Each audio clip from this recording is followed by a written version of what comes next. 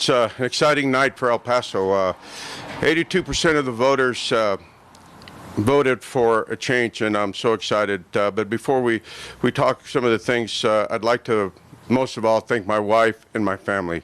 You know, when you run for public office, the biggest part is your family, and they're the ones that, you elect to run for office, and, sometimes it hurts them as you're running for office. So I want to thank Lisa, my kids, my 11 grandkids. It's incredible, and thank you all, and Denise and Brian, Omar, Shelley, Shane, Eddie, and we were a small group. It was a small group of homegrown people that had a vision for El Paso, and I'm very thankful. And as we move forward to uniting our community, and that's one of the biggest things that I talked about in the last probably couple months, that we need to come out and talk with one voice and make sure that our citizens are protected, and that will be our number one priority, is to work with everybody, with Congresswoman Escobar, the County Judge Samaniego, and all of the council. When I was running for office, everybody would keep saying, you don't have a plan, you don't have a COVID.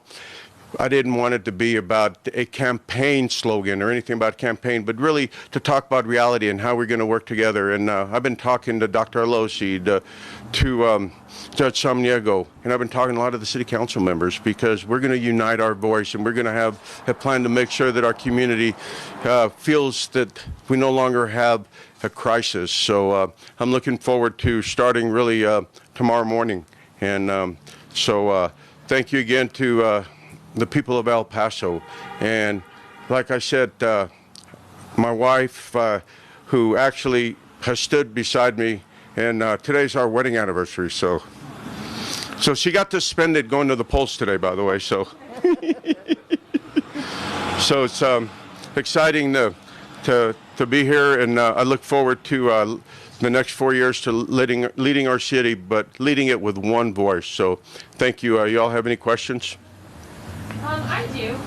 So you had an overwhelming lead in November against all the other candidates. And again tonight, were you expecting something similar from what you saw earlier in November? Were you expecting what you saw tonight? Well, Brianna, we had been polling since day one, and actually this is exactly where we were, but it's really hard to believe numbers. So we had polled since the first day of early voting, and the numbers indicated this is where we were going to be.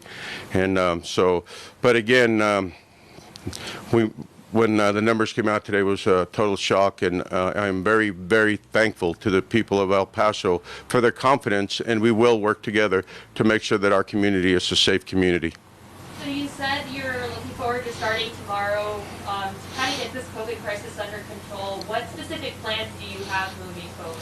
Well, we need the Dr. Alosi, who I've been talking to, and he's an infectious doctor, he's also chief of staff at Del Sol, but he's been talking to me, and we need to continue to kind of get the guidance of the doctors, get the guidance of the county judge, the Congresswoman Escobar, and all of our state elected officials and council. As like I said, it's really important that we unite and we have one voice, and that's what we're going to have when we come out, and our citizens will see that they'll have confidence at what we're doing. Are there specific changes that you want to make in the way that the pandemic's being handled? There's a lot of things that we need to do, and a lot of things we need to change, and we will discuss in that as we move forward to roll out our first 100 days. But it's important, again, as we talk about that, I said this when I was in office back in 2013, that if we work together, we can accomplish a lot, and we're going to do it together. So I'm going to sit with our council members, and there's a council race going on right now. And as we sit together and plan our first 100 days together to make sure that we have the best interests of our community. When you were speaking to other voters earlier, were there any other specific things that they wanted you to tackle as mayor that maybe isn't being addressed right now? There's quite a few things that we need to address, and there's a lot of things, in the budget and taxes and things that we've been talking about. And those are the things we'll address and make sure that we work together to get those accomplished. So again, there's we have made some commitments to our citizens that we would make sure that we represent all the citizens of El Paso, not just the special interest, but all the interest of the whole community. And regardless of income, race, or zip code, I want to make sure they're all represented.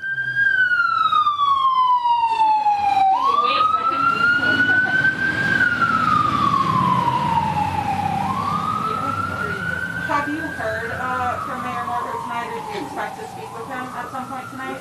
Pardon me? Have you heard from Mayor Margot tonight? No, ma'am. Do you expect to speak with him at some point tonight? That would be up to him, ma'am.